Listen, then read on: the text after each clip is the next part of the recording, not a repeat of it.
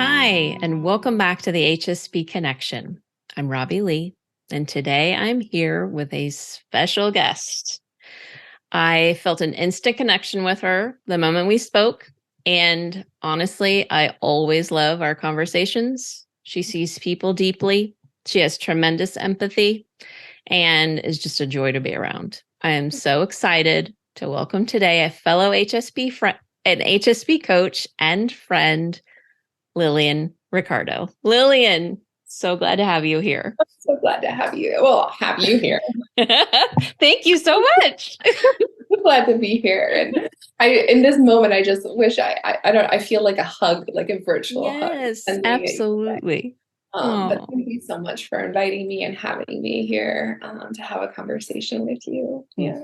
My pleasure. Been looking forward to it. So before we dig into the conversation, why don't you tell the people a little bit about who you are and what you do?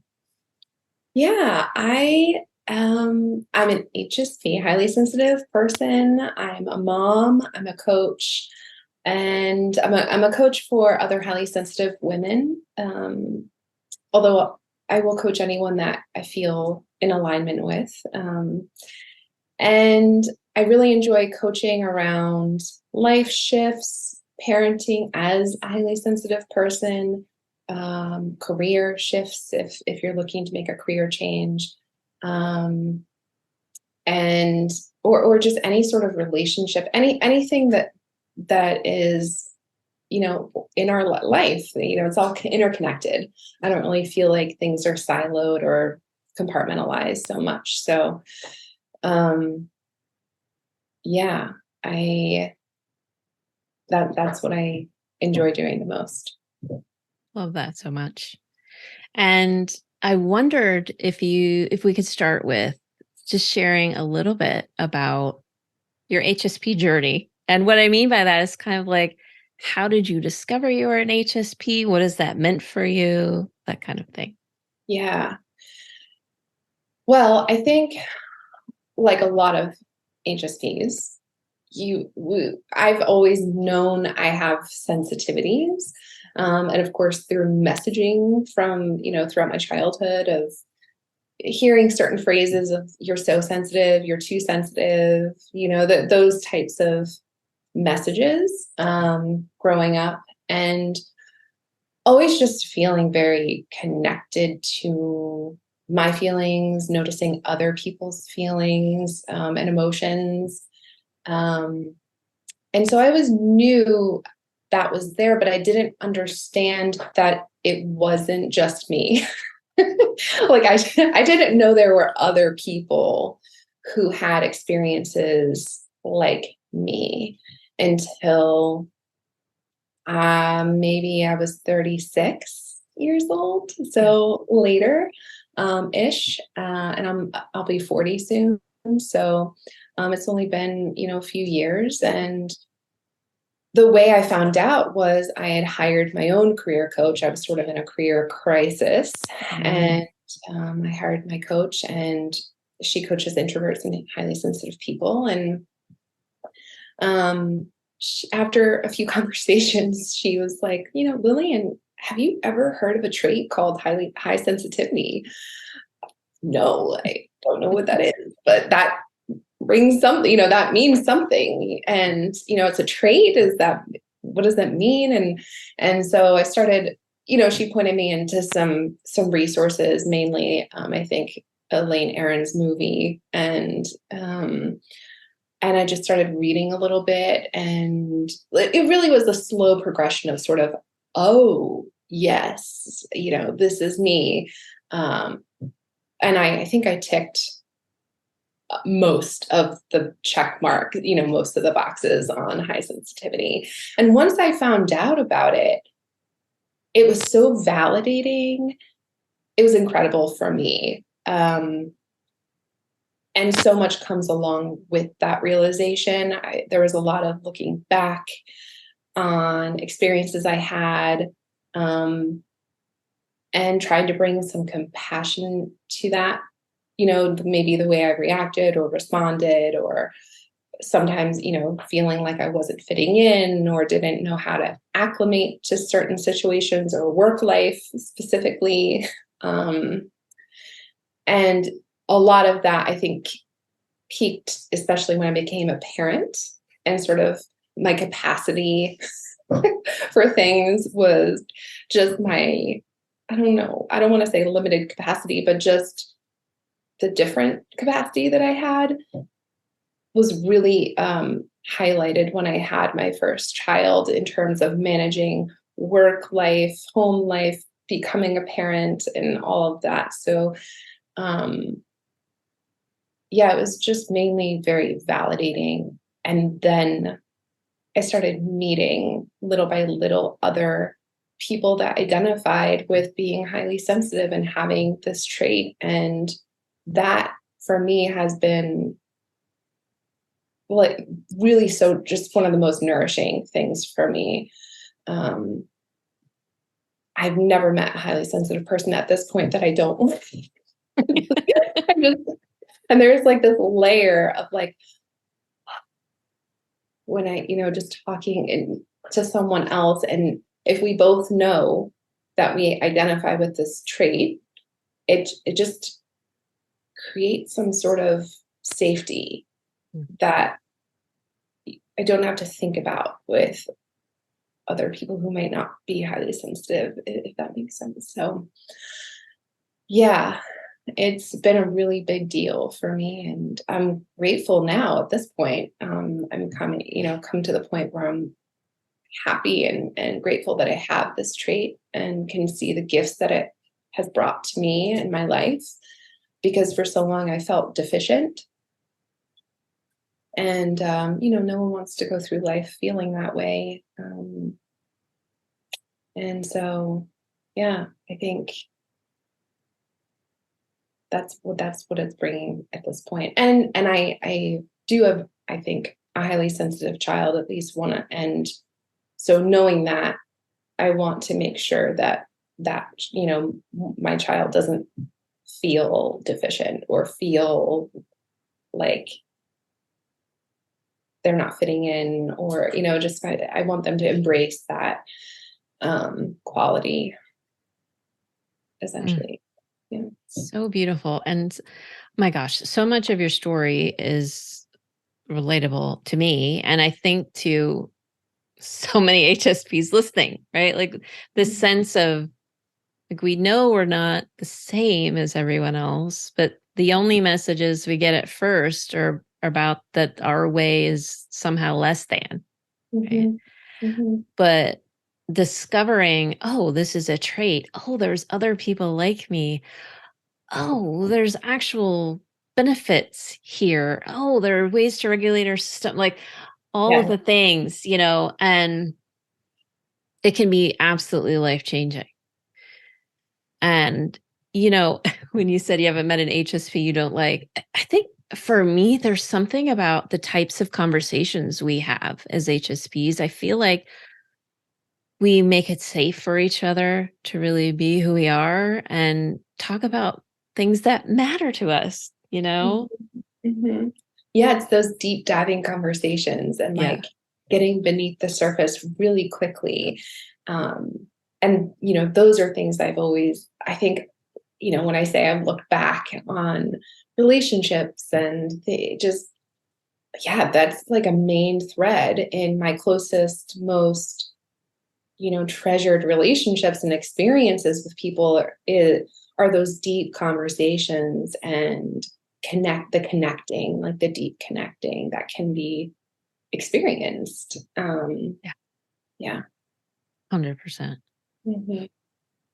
And, I don't have children, but I have thought many times along the way, wow, because I had a health crisis. Lots of HSPs have some kind of crisis. You were talking about like a career crisis, and then becoming a parent. Like, it's just, there's usually some kind of crisis a lot of us have because we don't know we're HSP and we're trying to navigate a world differently.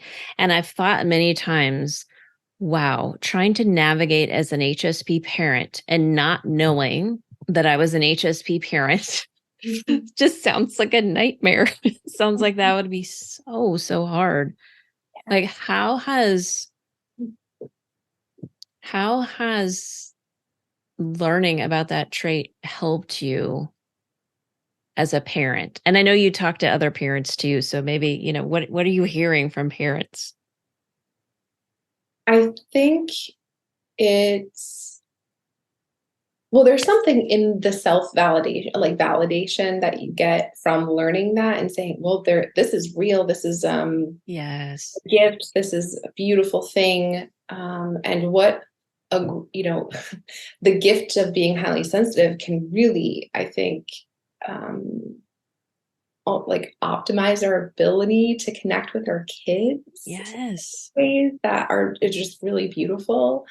And yeah, so for me, when I learned about this as a trait, my daughter was, I don't know, she was maybe like a year and a half or 2 years old. And it really took me time to piece.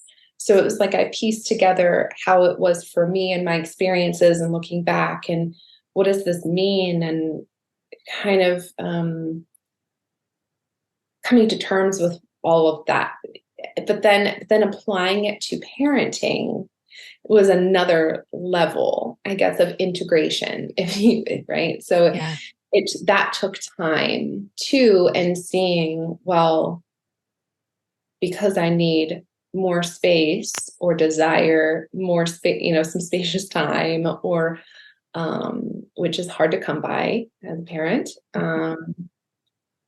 That doesn't make me a bad parent. So That's right. there's a lot of coming to terms with and reconciling, like, well, this is my trait, but then how do I translate that to understanding what I bring to parenting, if that makes sense. And my Yes. modeling was more of, I don't know if it was a martyr modeling, but it was more of like, I get a lot of self-sacrificing. It was sort of the model, and great parents and everything, but I didn't see my parents taking time for themselves very much, or nurturing the things that they needed. And maybe that was my view. Maybe they did that and I just didn't see it, but I didn't see it Yeah. either way. And so that feels selfish. There are certain things where I'm like, well, this feels selfish. Is it selfish? That kind of reconciling of like, and having to figure all of that out. But I don't know if I'm answering your question. Actually, I think I'm getting a little lost in that, but I think what I'm hearing it bring is just realizing it's really important to connect and to like accept and love ourselves and what this trait brings, because that's going to be modeled and illustrated to our children too, so that feels like part of the puzzle too. Yeah. That's powerful. I mean, I heard you say a lot of really powerful things. One about how you as a parent taking care of yourself doesn't make you a bad parent, right? And I'm sure the mom guilt, mom guilt is so real. Yes. Yeah. Yeah. Yeah. It's so real. And it's something I definitely, I don't have that all figured out by any means. Now I have two children, and that that's been a whole other acclamation of, Yeah. um, and yeah, this guilt, for sure. And it's interesting. I heard on a podcast recently, and I don't know if we can mention like another, but Sure. Yeah. there's this, I think she is a parenting coach, but her name is Dr. Becky Kennedy. And I think she wrote a book called Good Inside, I believe. And I believe I heard something around how she defined guilt and as it relates to parenting. And guilt is when we are doing something that is not in alignment with our value. So that's like actual guilt. Okay. So the simple, like lying. Okay. If I'm lying to my kid, like that I'd be guilty, and I'd be rightfully so to feel guilty. Okay. But to do something like taking time for myself to go have fun, whatever that means, even though they're crying, I don't want you to leave, that please don't leave. I want to play with you, that whole thing. I might feel something, but that's not guilt actually, because I'm doing something that's in alignment with my value of taking care of myself. Yeah.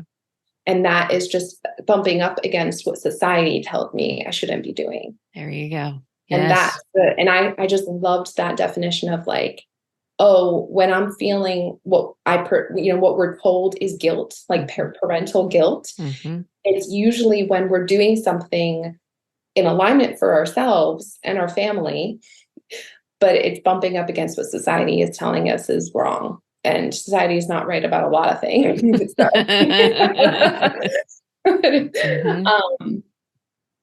But yeah, so that sort of that's something I learned about recently, and it's really shifting how I'm viewing some things around guilt. It's kind of been like a little mind-blowing for me. So I wanted to share that because it's been like, wow, yeah, that's totally.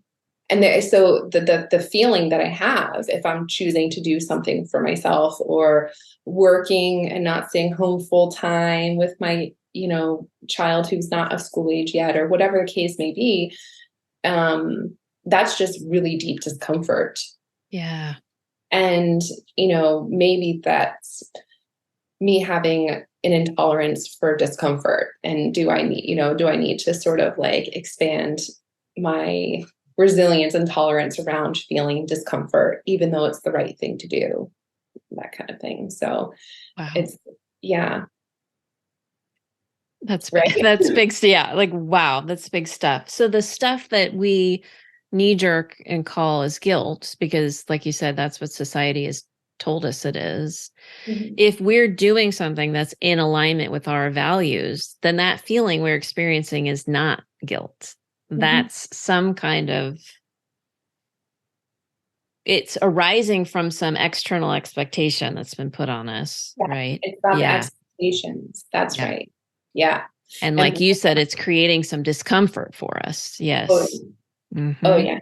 And sometimes that's, yeah, that can be rough. Yes. Yeah. Yeah. It's those expectations 100%. I mean, those pesky expectations that are just fun for all of us. I don't know. But those expectations of society and other people, and what we're told is the right way to parent, the right way to be a mother, whatever that, and it can come from our modeling, it can come from our communities, it can come from our family of origins, society, the world, and so there's so many different ways that those messages creep in and down, and some of it is good, some of it is positive, but not all of it is. So it's discerning what's real, what's really, what do I really want to bring forward in my parenting, and what do I need to leave behind and leave it out there. Yes. Yeah. Yeah. So powerful. And, it's one of the things that we're great at as HSPs when we know how to use it well, is we can check in with ourselves and say, what do I need? Right? Yeah. Yeah. But then honoring that is the work, right? Because there you go. We might know what we need, but after all this time, 30 plus years of feeling like, well, I need this, but I can't need that. What if I need that? What is it going to mean for someone else? What if I do this? How is it going to impact them? But that, and all of that sort of getting muddled, it gets very complicated in our minds, and because we are complex thinkers and consider everyone's. Yes, that's right. It's like, you can't help but consider all of that and be aware. So, yeah, I mean, that's where boundaries, I think, come in, and really like that discernment. And that takes a lot of work and practice and compassion. Yes. Just to So bring that yes. in. Yes. Um, and that's something I've really tried to like practice with myself. And I really encourage my clients to practice as Hmm. much as they can. Um, because, life is hard, and figuring out our tools and the things that serve us, it's hard work. It's not a light switch, and it's nonlinear, as some would say. That's right. Oh man, I wish it was a light switch sometimes. But yeah, it just isn't. You're right. And that's why, having support is so helpful, being in community with other HSPs, Yes. all of Yeah. that, so that you're not just sitting there alone Yeah. trying to figure it all out. It's hard. It's too hard, Yeah, it is very hard, and we're really not meant to do it alone. And I'm sure people have heard this before, and I know it can be hard, I think, as an HSP to trust. I've heard this from others of like the quality of care that we might receive from someone else, or quality of Yeah. relationship. And um but we do need to keep trying to find the right people, the right community that we do feel safe and supported in and with.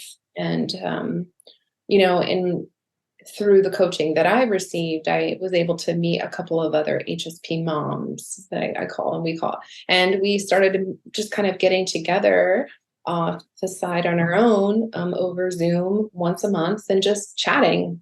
It wasn't like a formal situation, Hmm. just connecting like, oh, you have kid, I have kid, and they're all sort of the similar age, and let's talk about this, and just how is it for you, and what's it like for you, and what do you do about this, and sharing Yes. ideas and tools. And that's just been really a joy. And that kind of really made me realize the value of finding the right community.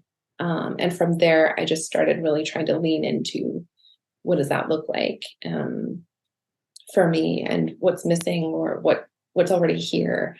Um, and luckily, I'm very blessed. I have a couple of really close friends close by, um, and that I trust and love and support me, and my family and my kids. And, it is a community feel. And we have family close by, which that we enjoy seeing.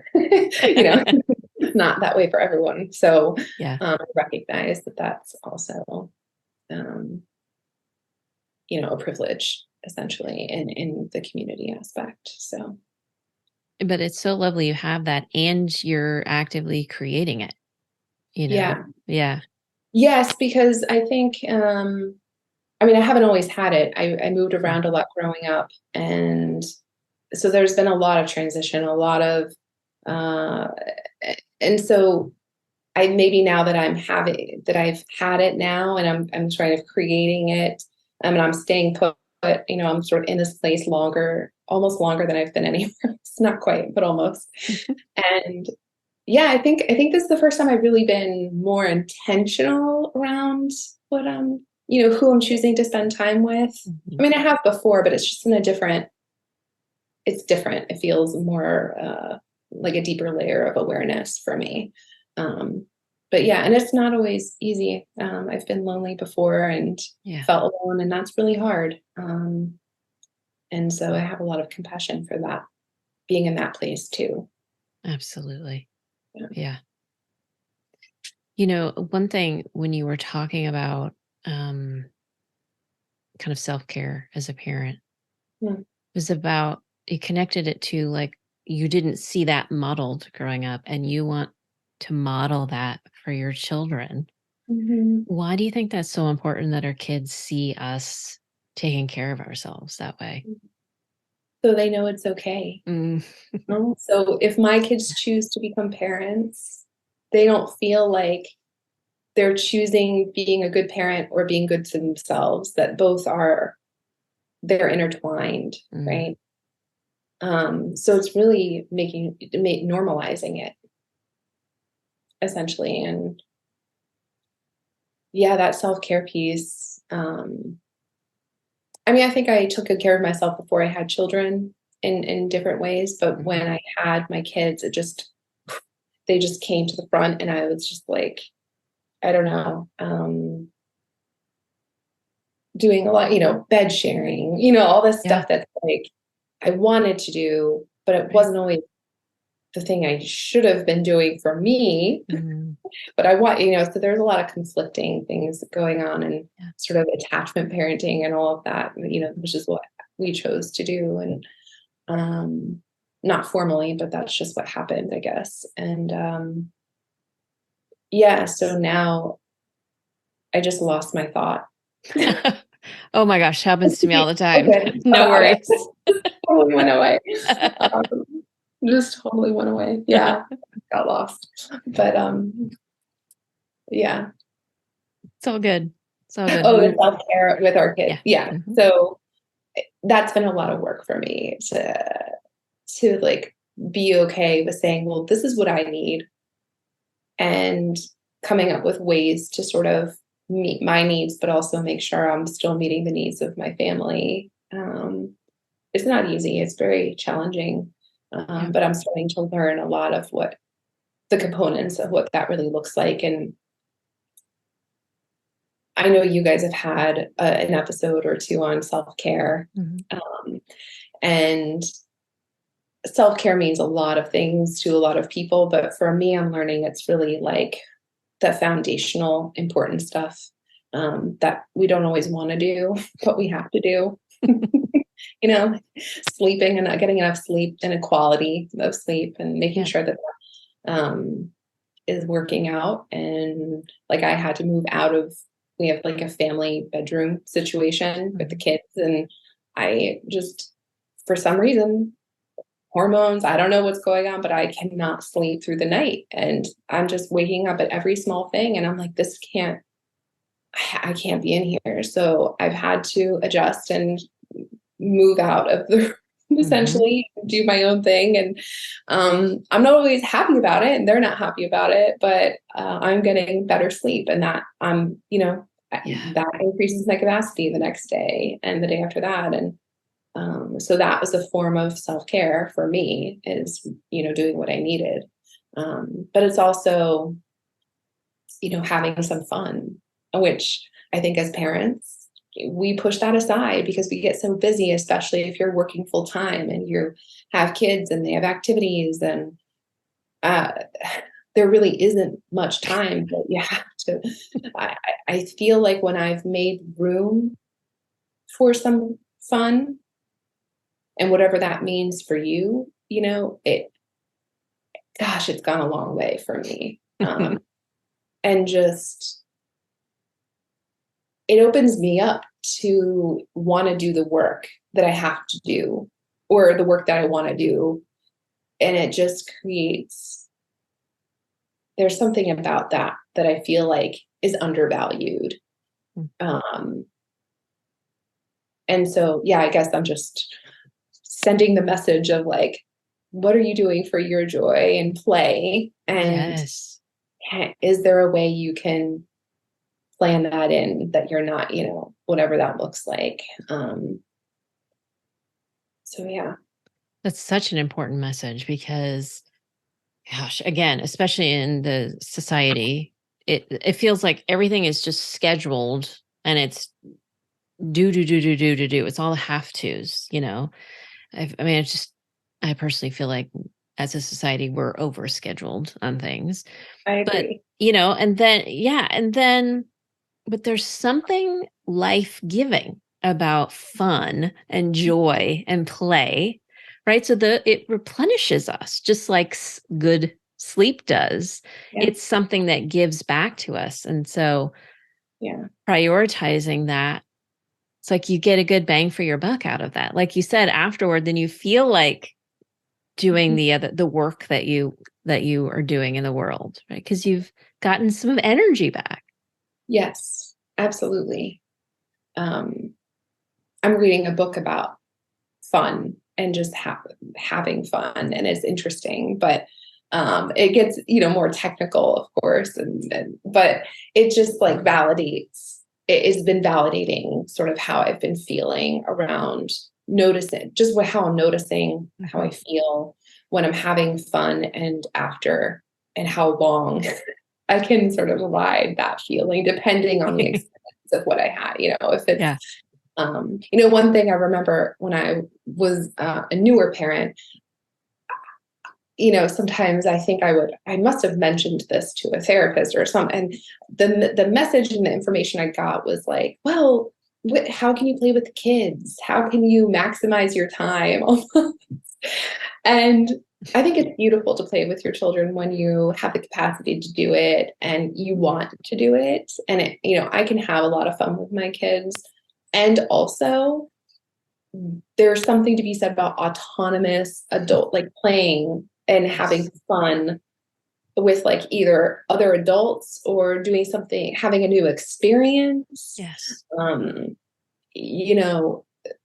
That's not the same. Those two things are not the same. And it's important to make sure that you have the autonomous fun too. And I have, some dance parties with my kid. That fills me up. I love that stuff. But, I was privileged enough to go, and I took a surfing lesson with a really dear friend of mine. And I'm like, I've never done this before. I don't know. I did it. And that happened in April. And I have to tell you, I've been riding high on that. We're like in July, and I'm still, when I think about it, I'm still like, yes, that was so fun. I don't know when it'll wear off, but it's like, when I think back, it's amazing. Amazing. What a new experience. It doesn't have to be something like that, but whatever it is for you that feels novel or, yeah. I love that you're separating, yes, playing with your kids can absolutely be fun. And that's not the end all be all fun. And sometimes playing with your kids isn't fun either, right? Depending on where you are. So it's separating from this adult autonomous fun. And I love the way that you are,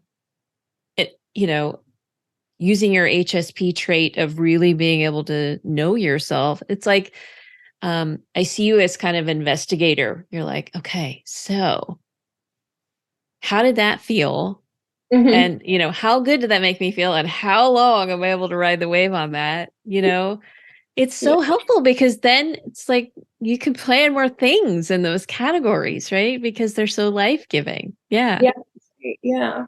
I mean, now I guess I'm sort of like, oh, I need to plan something again. When am I going to be able to do it? I don't know, maybe in the fall. And I don't know I haven't planned anything else. But I have been trying to do some smaller things more day to day and fitting something in that feels good, because it's not always, it is hard to like do a new thing, consistently as a parent of younger children. And, Sure. So I think, yeah, but that's interesting. I think some people would agree with you that know me of like, yeah, I'm a researcher, investigator kind of curiosity, asking lots of questions, things like that. So it's fantastic. Yeah. Speaking of that, I think you were doing a project involving asking lots of questions. Do you want to talk to us about that? Yeah, I'm doing something. I couldn't come up with a more clever name, so I called it the interview project. But basically, what I'm doing is looking to interview as many highly sensitive women as I can, parents, non-parents, doesn't matter. And I'm just trying to get information on like what's your challenges, like what, and just hear from them specifically, like their own experiences. And I mean, obviously I have my own experience as an HSP, but my experience is not everyone's experience and vice versa. So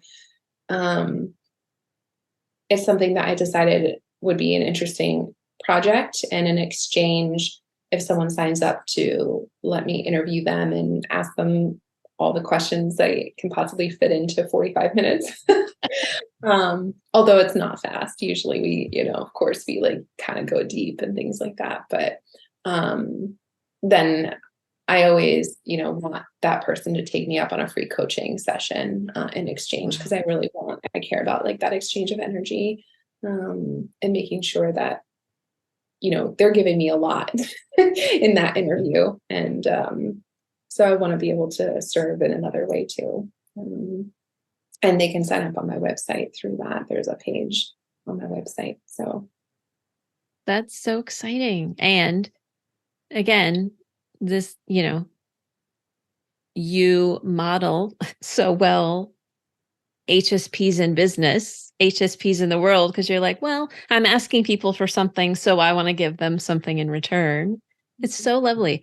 I mean, listen, those of you listening, a free coaching session is amazing. Like if you're able to, if you're feeling called to take Lillian up on that, like free coaching is no joke. It can be transformational. So, all the information for this will be in the show notes, but otherwise they can find you at lillianricardo.com. Is that correct? that's right. Yes. Yeah.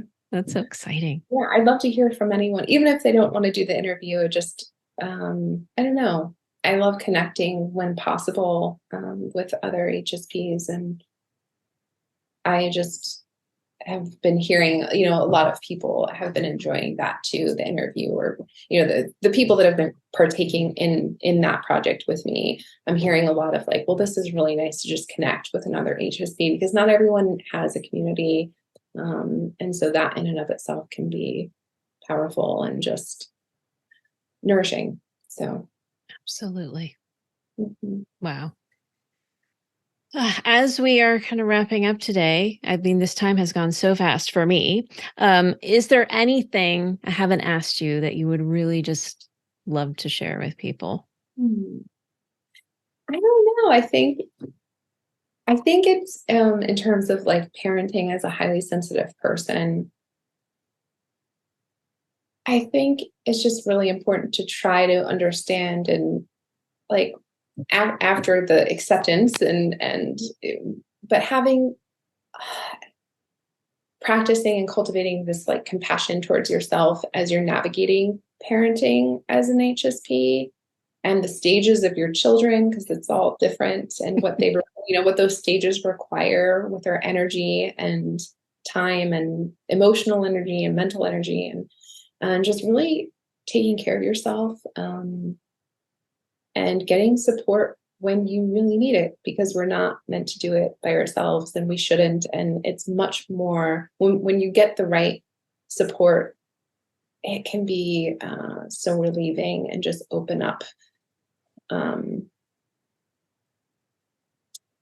It just opens up some energy field or something, and you're not alone in how parenting can feel, essentially. So yeah.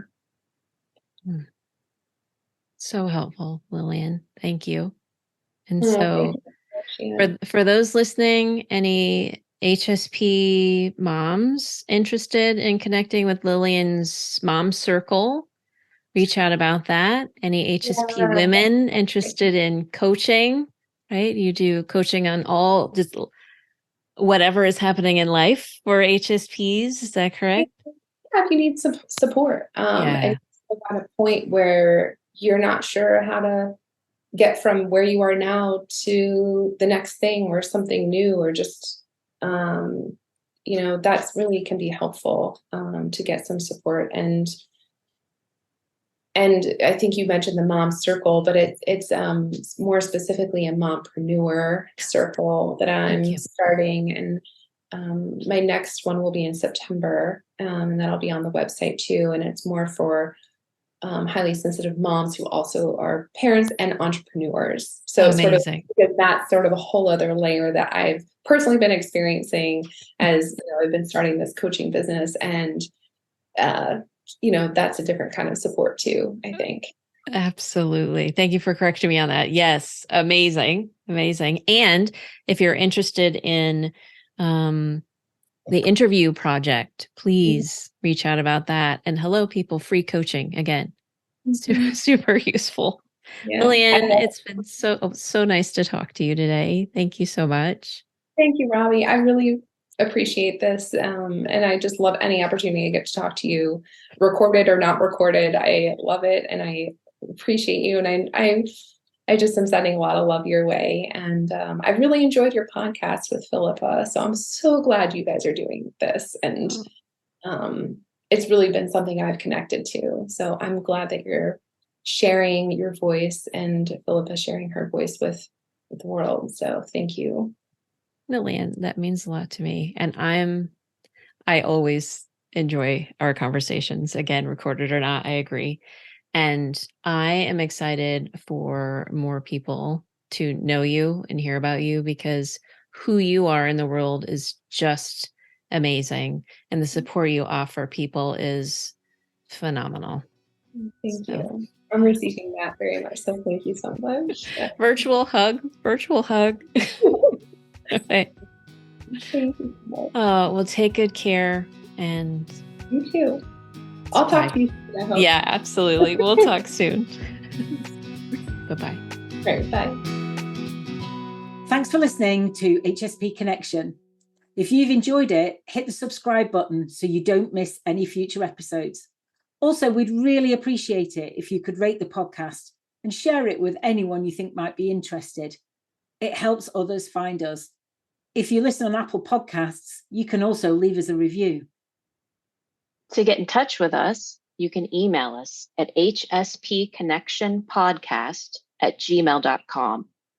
And we'd love to hear from you with your thoughts and comments on the episodes and any suggestions you have for future topics and guests. We are both HSP coaches and speakers.